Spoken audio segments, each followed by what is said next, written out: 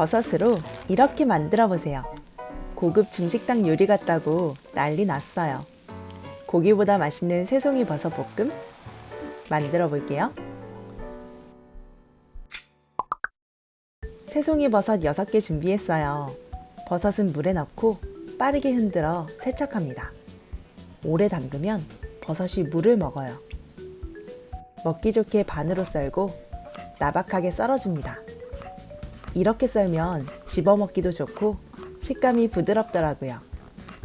새송이 대신 느타리 버섯이나 표고버섯으로 만들어도 좋습니다. 대파 1개, 어슷 썰어주고 청양고추 2개 송송 썰어줄게요. 매운 거 싫으면 빼셔도 돼요. 양파 1개, 너무 얇지 않게 채 썰어야 먹을 때도 식감이 좋습니다.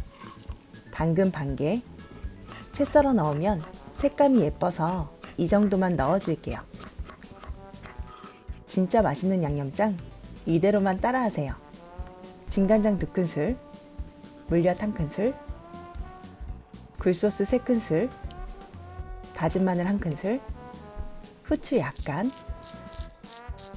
넣고 잘 저어주세요.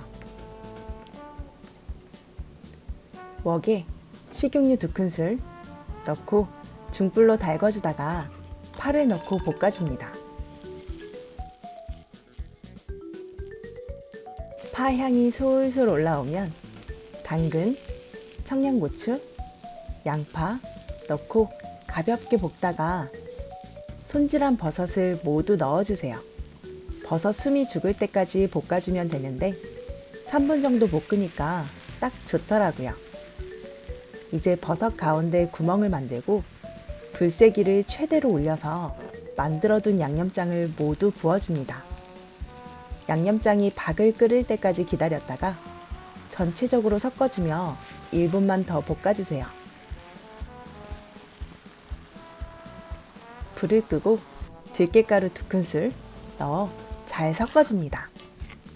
참기름 대신 꼭 들깨가루로 넣어야 양념이 흐르지도 않고 맛이 제대로 납니다.